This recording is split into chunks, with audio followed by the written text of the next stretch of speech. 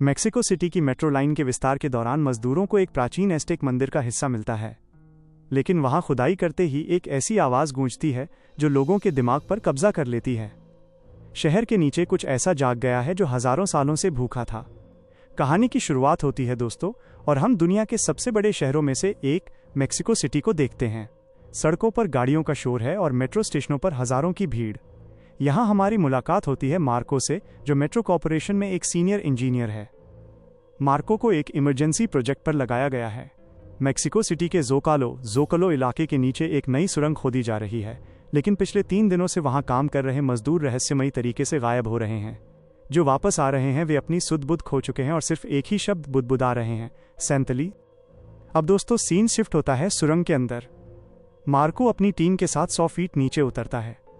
वहां की दीवारें आधुनिक कंक्रीट की नहीं, बल्कि हजारों साल पुराने काले पत्थरों से बनी हुई हैं।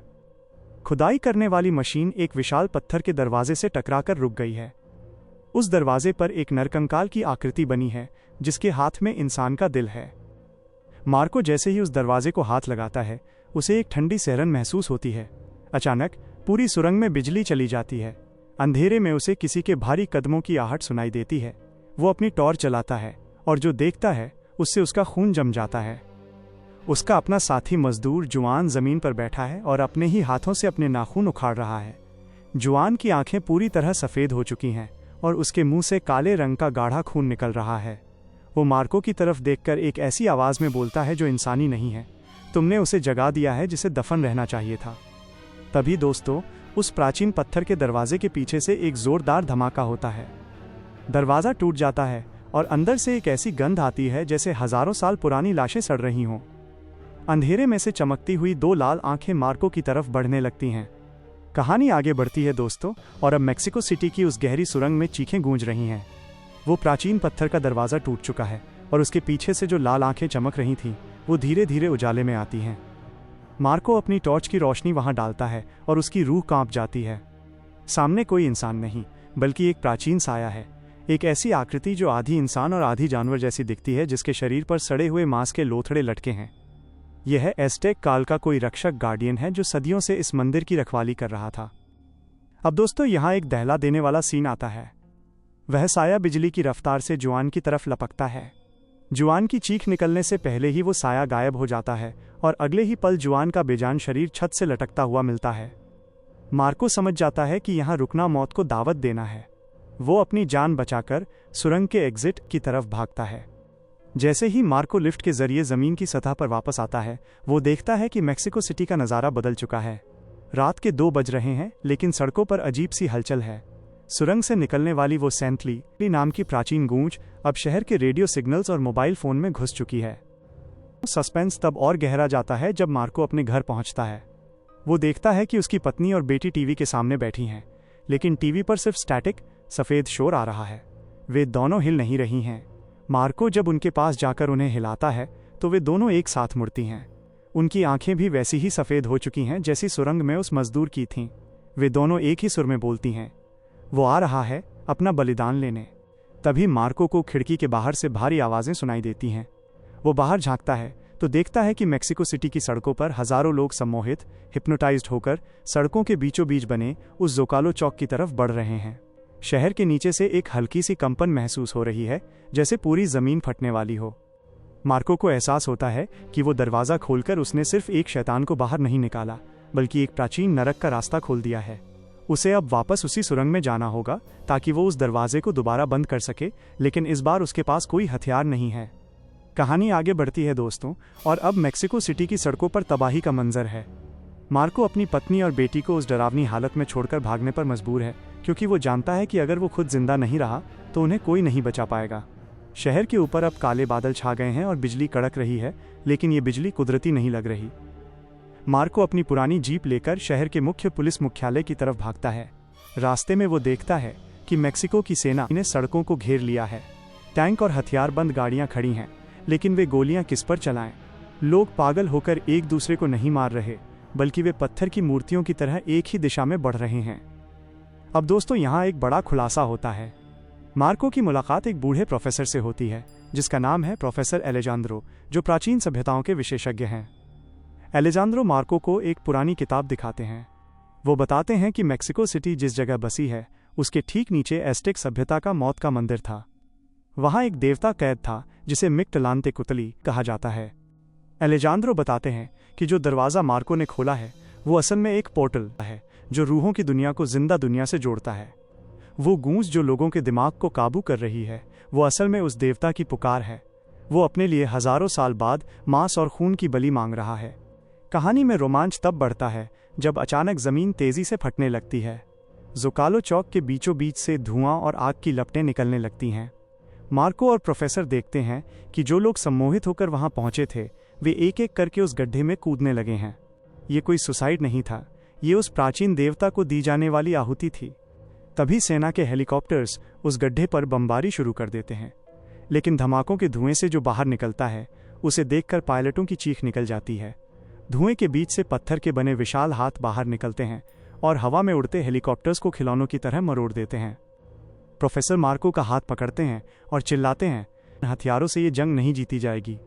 हमें उस मंदिर के गर्भगृह सैंक्टम में वापस जाना होगा और उस प्राचीन धूम्र शीशे ऑब्सिडियन मिरर को तोड़ना होगा जिससे वो देवता अपनी ताकत खींच रहा है। मार्को को एहसास होता है कि उसे वापस उसी मौत की सुरंग में उतरना होगा जहां उसका इंतजार वो लाल आंखों वाला शैतान कर रहा है। लेकिन इस बार शहर की सड़कों पर बहता हुआ खून उस सुरंग की तरफ पाइप की तरह बहने लगा है।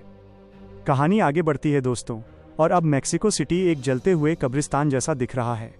मार्को और प्रोफेसर एलेजांद्रो एक पुरानी सुरंग के गुप्त रास्ते से वापस उसी मेट्रो लाइन के पास पहुंचते हैं। सड़कों पर बहता हुआ इंसानी खून दरारों से होकर नीचे सुरंग की तरफ रिस रहा है, जैसे कोई प्यासी जमीन उसे सोख रही हो। मार्को के हाथ में एक प्राचीन एस्टेक खंजर डैगर है और प्रोफेसर के पास एक नक्शा जो सदियों पुराना है। जैसे ही वे सुरंग के उस टूटे हुए दरवाजे के पास पहुंचते हैं उन्हें वहां का नज़ारा देखकर उल्टी आने लगती है। जो मजदूर पहले मर चुके थे उनके बेजान शरीर अब दीवारों से चिपक गए हैं और एक अजीब से मांस के जाल फ्लैश वेब का हिस्सा बन चुके हैं। वे मरकर भी जिंदा हैं और धीरे धीरे एक ही मंत्र पढ़ रहे हैं, तारांकन सैंतली सैंतली। अब दोस्तों यहाँ एक रोंगटे खड़े कर देने वाला सीन आता है। वही लाल आंखों वाला साया जो मंदिर का रक्षक था अंधेरे से बाहर निकलता है, लेकिन इस बार वो अकेला नहीं है। उसके पीछे हजारों की संख्या में काले साये रेंग रहे हैं। प्रोफेसर फुसफुसाते हैं, ये वो रूहें हैं जिनकी बलि हजारों साल पहले दी गई थी, ये अब आज़ाद होना चाहती हैं। मार्को और प्रोफेसर उस साये से बचते हुए मंदिर के सबसे अंदरूनी हिस्से यानी गर्भगृह में पहुंचते हैं। वहां बीचों बीच एक विशाल धूम्र शीशा ऑब्सिडियन मिरर रखा है। ये शीशा पूरी तरह से काले पत्थर का बना है और इसमें से एक बैंगनी रंग की रोशनी निकल रही है। इसी शीशे के जरिए वो प्राचीन देवता मिक्टलांतेकुतली अपनी दुनिया से इस दुनिया में कदम रख रहा है।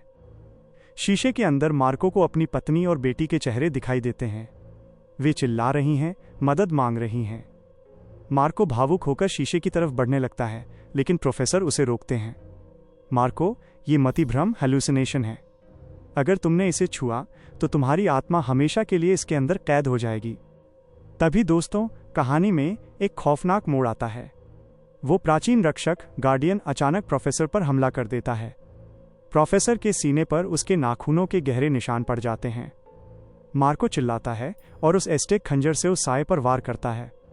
जैसे ही खंजर उस साये को छूता है एक जोरदार बिजली कड़कती है। खंजर और साये के बीच एक अजीब सा संबंध है। प्रोफेसर अपनी आखिरी सांसें लेते हुए कहते हैं, तारांकन मार्को, इस शीशे को सिर्फ वही तोड़ सकता है जिसकी रगों में इस मिट्टी का खून हो और जिसके दिल में निस्वार्थ प्यार हो।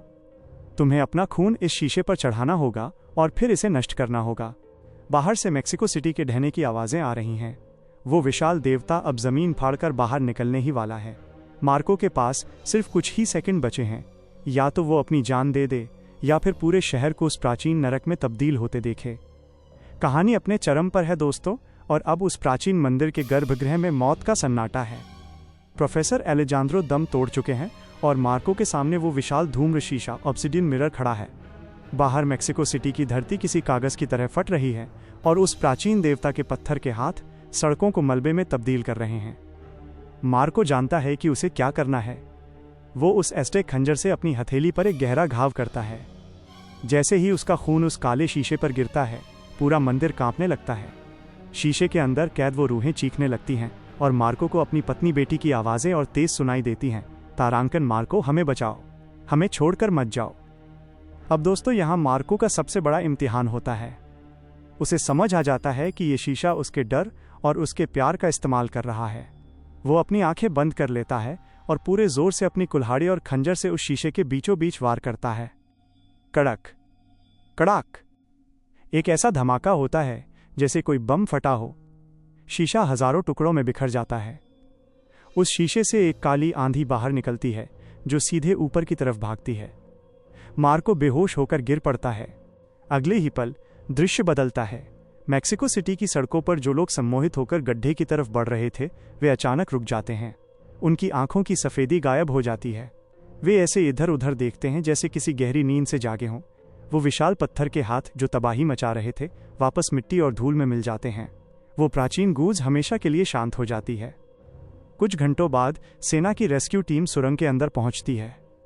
उन्हें मार्को अधमरी हालत में मिलता है, लेकिन वो जिंदा है। उसे तुरंत अस्पताल ले जाया जाता है। शहर में इमरजेंसी हटा दी जाती है, लेकिन सरकार इस पूरी घटना को गैस पाइपलाइन धमाका और सामूहिक हिस्टीरिया, मैस हिस्टीरिया का नाम देकर दबा देती है। मार्को जब ठीक होकर घर पहुंचता है तो वो अपनी पत्नी और बेटी को गले लगा लेता है। सब कुछ ठीक लग रहा है। शहर फिर से अपनी रफ्तार पकड़ने लगा है। लेकिन दोस्तों, कहानी का असली क्लाइमैक्स अभी बाकी है। रात के समय मार्को आईने के सामने खड़ा होकर अपने हाथ का घाव देख रहा होता है। तभी उसे आईने में अपनी परछाई के पीछे वही लाल आंखें चमकती हुई दिखाई देती हैं। वो तेजी से पीछे मुड़ता है, लेकिन वहां कोई नहीं है। वो वापस आईने की तरफ देखता है और उसका चेहरा खौफ से सफेद पड़ जाता है। आईने में मार्को का अक्स, रिफ्लेक्शन, उससे अलग हरकत कर रहा है। आईने वाला मार्को मुस्कुराता है और अपनी उंगली अपने होठों पर रखकर चुप रहने का इशारा करता है। मार्को को एहसास होता है कि उसने उस शीशे को तोड़कर उस देवता को रोका नहीं, बल्कि उसे आज़ाद कर दिया है। और अब वो देवता मार्को के ही शरीर के अंदर छुपकर इस नई दुनिया को देख रहा है। मैक्सिको सिटी की सड़कों पर गाड़ियां चल रही हैं, लोग हंस रहे हैं, लेकिन किसी को नहीं पता कि उनके रक्षक के अंदर ही अब वो भक्षक छिपा बैठा है। तो दोस्तों, मार्को ने दुनिया को तो बचा लिया, लेकिन क्या उसने खुद को खो दिया? आईने में दिखने वाली वो लाल आंखें इस बात का सबूत हैं कि कुछ चीज़ें कभी ख़त्म नहीं होती, वो बस अपना रूप बदल लेती हैं। मैक्सिको सिटी की सड़कों पर अब मार्को घूम रहा है, पर क्या वो वाकई मार्को है, या फिर वो प्राचीन देवता अब हमारे बीच आ चुका है? अगर इस अंत ने आपके भी रोंगटे खड़े कर दिए हैं तो कमेंट्स में शॉक्ड ज़रूर लिखें। और आपको क्या लगता है, क्या मार्को कभी वापस सामान्य हो पाएगा? अपनी थ्योरी नीचे कमेंट बॉक्स में शेयर करें। ऐसी ही अनसुनी और रोंगटे खड़े कर देने वाली कहानियों के लिए आपके अपने चैनल क्लाइमैक्स टेल्स को अभी सब्सक्राइब करें और बेल आइकन दबाना न भूलें, ताकि अगला क्लाइमैक्स आपसे मिस न हो जाए। वीडियो पसंद आई हो तो लाइक बटन दबाकर अपना प्यार दिखाएं। मिलते हैं एक और खौफनाक सफ़र में। तब तक के लिए अपने पीछे देखते रहिएगा, क्योंकि साया कहीं भी हो सकता है। देखते रहिए क्लाइमैक्स टेल्स।